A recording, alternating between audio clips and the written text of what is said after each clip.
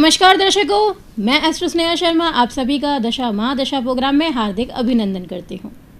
जैसा कि हमने अपने पिछले एपिसोड में जाना था हथेली में चिन्ह के बारे में, आज ही उसी प्रोग्राम को आगे कंटिन्यू करेंगे। पिछले एपिसोड में जो हमने जाना था क्रॉस के बारे में। आज हम जानने वाले हैं जाल चिन्ह के बारे में कि ये जाल चिन्ह दिखने में कैसा होता है। तो देखिए, ये जाल का जो चिन्ह है वो बिल्कुल नेट के जैसा दिखता है, जिसमें खड़ी व आड़ी रेखाएं मिलकर जो चिन्ह तैयार होता है उसे हम कहते हैं जाल का चिन्ह। जैसे इस तरीके से लाइन चल रही है और ऐसी लाइंस बन रही हैं, तो इसको हम कहें एक तरीके से दिखने में बिल्कुल कैसा होगा, ये जाल के जैसा होगा, बिल्कुल एक नेट के जैसा। ये काफ़ी सारे लोगों के हाथों में देखा जाता है। इस चिन्ह का अपना अलग ही मतलब निकलता है, अलग अलग स्थानों में अलग अलग फल देने वाला है। लेकिन इसको समझने के लिए उस क्षेत्र को सबसे पहले अच्छे से देख लेना बहुत ज़्यादा ज़रूरी है जहाँ पर यह चिन्ह है। जाल सुनकर तो एक बात तो समझ में आती होगी, क्योंकि ये शब्द सुनकर ही कुछ अच्छी फीलिंग नहीं आती।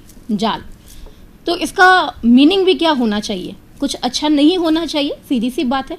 क्योंकि क्या हो रही है, ये एक दूसरी रेखाओं को काट कर बन रही है। इस वजह से जब कोई भी रेखा किसी रेखा को काटेगी तो इसका मतलब कोई ना कोई समस्या तो ज़रूर देगी, ये तो तय है। तो ऐसे में जब ये जाल बनता है, ये जाल का चिन्ह बनता है, तो ये शुभ कैसे हो सकता है। तो ऐसे में इसके बारे में जब व्यक्ति के हाथ में देखा जा रहा हो तो बहुत ही सोच समझकर फिर फलित करना चाहिए। जल्दबाजी में इसका फलादेश या फिर फलित नहीं करना चाहिए, नहीं तो ऐसे में कई बार व्यक्ति का जो फलित है वो गलत भी हो सकता है। इसीलिए थोड़ा समय लेकर अच्छे से अध्ययन करने के बाद फिर ही व्यक्ति को इसके बारे में फलित करना चाहिए। इस जाल का अर्थ किस पर्वत पे क्या होता है वो मैं आपको सामान्य रूप में बता देती हूँ, लेकिन अलग अलग हाथों में, क्योंकि हाथ का क्या होता है, प्रकार अलग होता है, बनावट अलग होती है, उंगलियां अलग होती है। लेकिन इस पर्वत पर यदि यह बन रहा हो तो इसका एक सामान्य फल जो है वो ये है। अलग व्यक्तियों के अनुसार इसका फल जो है वह थोड़ा बहुत बदल भी सकता है, ये मैं आपको पहले ही यहाँ पर क्लियर कर देती हूँ। सूर्य के क्षेत्र पे यदि बनेगा तो हमने पिछले एपिसोड में भी जाना था कि हमारा सूर्य का क्षेत्र कौन सा होता है, हमारी अनामिका उंगली के ठीक नीचे वाला भाग जो रहता है ये वाला, वो कहलाता है सूर्य का क्षेत्र। तो जब भी यहाँ पर जाल बनेगा, क्योंकि सूर्य क्या है, व्यक्ति को यश देने वाला, व्यक्ति की सफलता का कारक, क्योंकि इसे फेथ ऑफ सिस्टर लाइन भी कहा जाता है। किसको, यहाँ पर जो रेखा बनती है उसे हम कहते हैं सूर्य रेखा। और यहाँ पर जो उभरा हुआ क्षेत्र होता है वो क्या कहलाता है, सूर्य का क्षेत्र, यानी सूर्य का पर्वत। या फिर यह सूर्य पर्वत पर बन रहा हो या फिर कहाँ बन रहा हो, सूर्य रेखा पर बन रहा हो, तो दोनों में फलित करते समय बहुत ही सावधानी बरतनी चाहिए एक हस्तरेखा विशेषज्ञ को। तो जब भी यहाँ पर जाल देखने को मिलता है तो सामान्य फल यहाँ पर ये रहता है कि व्यक्ति हमेशा निंदा का पात्र ही बना रहेगा। कोई भी व्यक्ति उसकी कभी भी वैल्यू नहीं करेगा, वो कितना ही कर ले अपने परिवार के लिए, लेकिन अपने सम्मान को बनाने के लिए हमेशा लोगों से लड़ता ही रहेगा, लेकिन उसे कभी भी वो रिस्पेक्ट जो है वो नहीं मिल पाएगी। क्योंकि यहाँ पर जब भी जाल बनता है तो व्यक्ति के साथ में उसके अपने ही षड्यंत्र करने वाले होते हैं। ऐसा ही जाल का चिन्ह अगर महिला के हाथ में हो, परिवार उसका संयुक्त हो यानी ज्वाइंट फैमिली का हो, तो ऐसे में यदि यहाँ पर जाल का चिन्ह है तो इसको आप इस तरीके से समझ सकते हैं।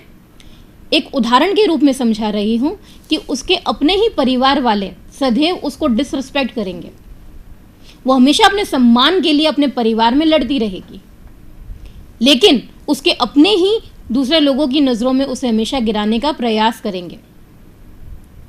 ये केवल मात्र एक उदाहरण मैं आपको दे रही हूँ। यहाँ पर यदि किसी पुरुष के हाथ में देखने को मिलता है तो उसे अपने परिवार में कभी भी वो वैल्यू नहीं मिलती है। उसके और भी भाई है, लेकिन उसे हमेशा दूसरे भाइयों से कम ही आंका जाएगा, भले ही वो कितना केपेबल हो, वो सब कुछ कर रहा है अपने परिवार के लिए, लेकिन यहाँ पर दोनों के बीच में क्या होगा, डिफरेंस किया जाएगा। तो यहाँ पर इस चिन्ह को बिल्कुल भी शुभ नहीं माना जाता है। यहाँ पर उसके अपने ही फैमिली वाले ही उनके लिए यहाँ पर एक तरीके से परेशानी का कारण बन जाते हैं। व्यक्ति चाहकर भी यहाँ पर अपना स्टैंड नहीं ले पाता है। चंद्रमा का क्षेत्र, चंद्रमा का जो क्षेत्र होता है वो होता है यहाँ पर मणिभद्र के ठीक ऊपर वाला स्थान, यानी ये वाला जो भाग है, ये वाला जो भाग यहाँ पर कहलाता है, ये कहलाता है चंद्रमा का क्षेत्र। चंद्रमा जो है वो मन का कारक भी है। यहाँ पर यदि जाल का चिन्ह हो तो व्यक्ति को सबसे पहले चंचल बनाएगा। उसका मन जो है वो कभी भी एक जगह पर टिका नहीं रह सकता है, मन यहाँ से वहाँ भागता रहेगा। एक उदाहरण ले सकते हैं कि व्यक्ति एक ही समय पे कई सारे कामों में लगा हुआ है, किसी में भी उसको सफलता प्राप्त नहीं हो पा रही है। क्यों? क्योंकि उसका ध्यान जो है वो हर जगह डाइवर्टेड है। एक काम खत्म करना ही नहीं है अभी कि दूसरे काम में लग जाना है, दूसरा काम करना ही नहीं है कि तीसरे काम में लग जाना है, तो मन में चंचलता बहुत ज़्यादा बनी रहेगी। यहाँ पर जाल का चिन्ह व्यक्ति को बहुत ज़्यादा कंफ्यूज भी करता है, क्या करे क्या ना करे। ऐसी दुविधाएं हमेशा उसके मस्तिष्क में हावी बनी रहती है। दूसरी बात कि व्यक्ति की निर्णय क्षमता कमज़ोर होगी। क्यों कमज़ोर होगी? क्योंकि मन चंचल है, अपने ही निर्णय पे टिका नहीं रह सकता है। कभी किसी बात पे निर्णय लेगा, उसके बाद में उसको लगेगा नहीं, मैंने जो डिसीजन लिया था वो गलत है, फिर वापस कंफ्यूज होगा, वो पहले वाला जो डिसीजन था वो तो गलत था, दूसरा वाला सही होना चाहिए। तो इसी उलझन के कारण वो हमेशा कंफ्यूज होता रहेगा। तीसरी बात इनके साथ में ये देखने को मिलती है कि पेशेंस लेवल इनके अंदर बहुत कम होता है। सब्र नाम की चीज़ ही नहीं है। जीवन में कितनी भी खुशियाँ आ जाए, संतुष्टि नाम की चीज़ नहीं है। सेटिस्फैक्शन इनके जीवन में है ही नहीं, किसी भी चीज़ को लेकर सेटिस्फाई नहीं हो सकते हैं। इसीलिए ऐसे व्यक्ति हमेशा रोते हुए ही नजर आएंगे किसी ना किसी बात को लेकर। हथेली में मंगल का क्षेत्र, मंगल का क्षेत्र जो है वो है ये वाला क्षेत्र। यहाँ पर यदि जाल हो तो व्यक्ति को मानसिक सुख खुद भी नहीं मिल पाता है और दूसरों को भी लेने नहीं देता है।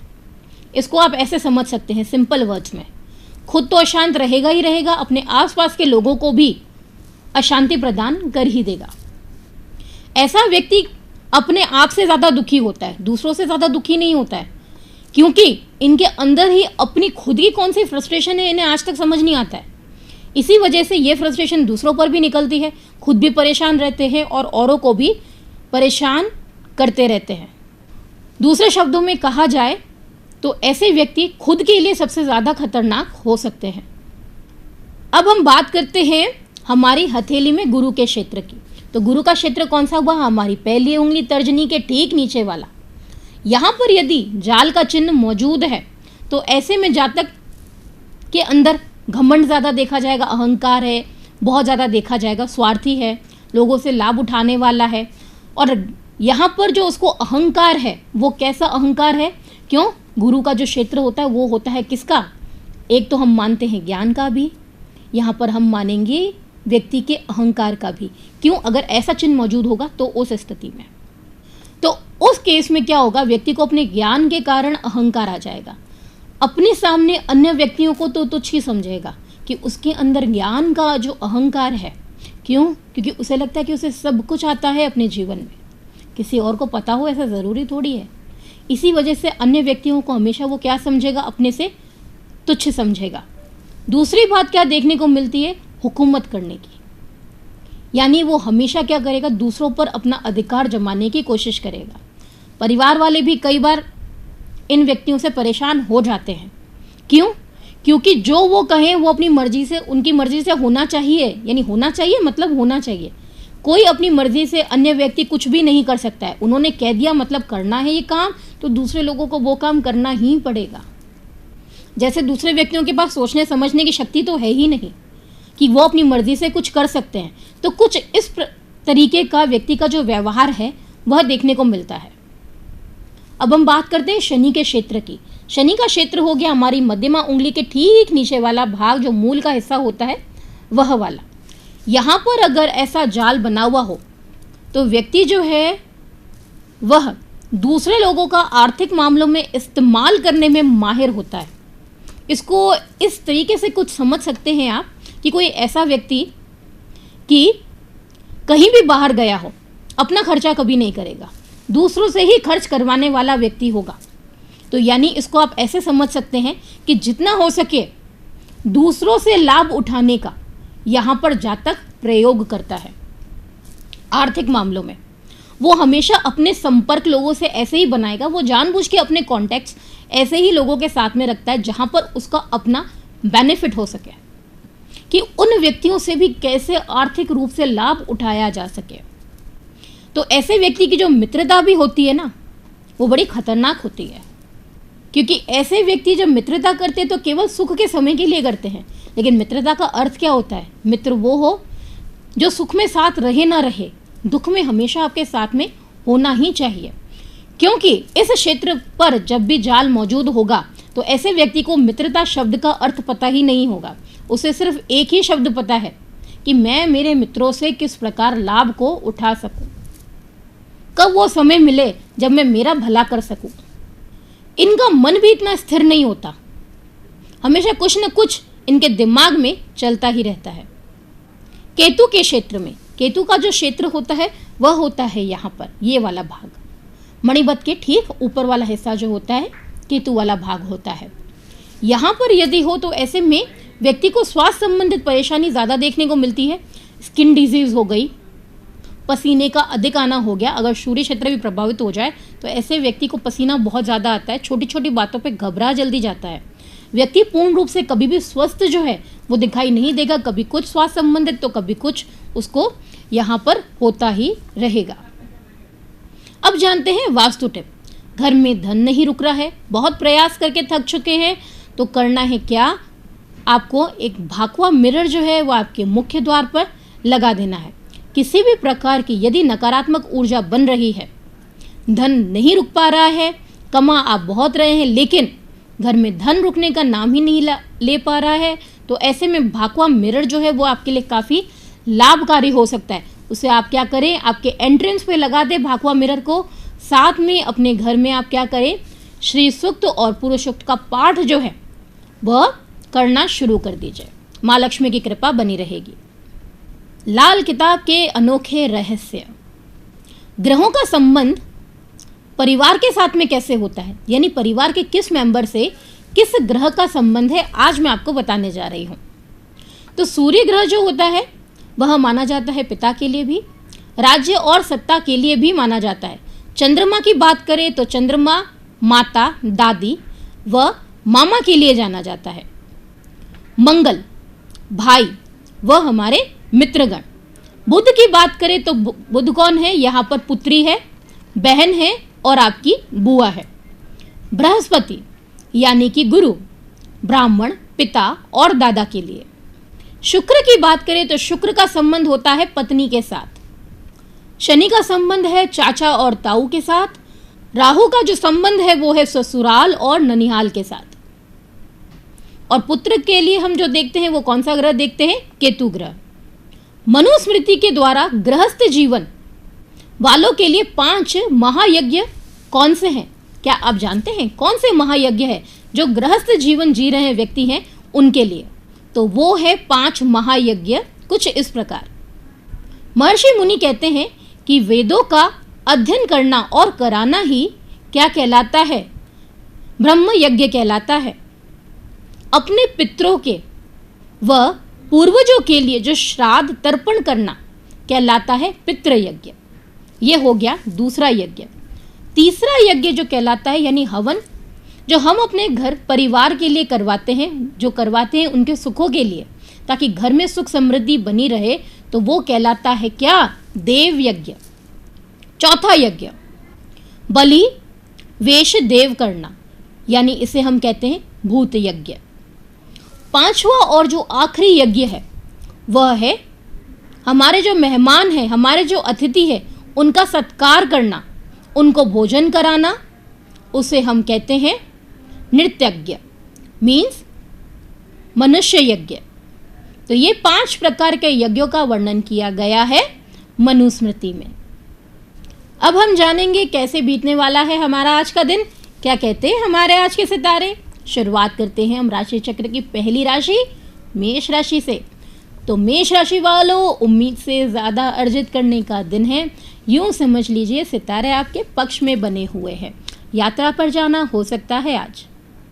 वृषभ राशि, कोई भी कार्य करेंगे आज तो संतोषजनक परिणाम ही मिलने वाले हैं। किसी खास व्यक्ति से अच्छे समाचार प्राप्त होंगे जिससे मन जो है वो आपका प्रसन्न बना रहेगा। मिथुन राशि, धनदायक दिन है आज। प्रॉपर्टी संबंधित यदि कोई योजना बना रहे हैं तो समय शुभ है। जीवन साथी के साथ में आज कहीं बाहर जाने का प्रोग्राम जो है पारिवारिक समारोह में बन सकता है। कोई फैमिली फंक्शन आप छोटा सा अटेंड कर सकते हैं आज। राशि चक्र की चौथी राशि जो है वो है कर्क राशि। कर्क राशि वालों, आज थोड़ा संभल कर, कलहकारी दिन है, बहस करने से बचे।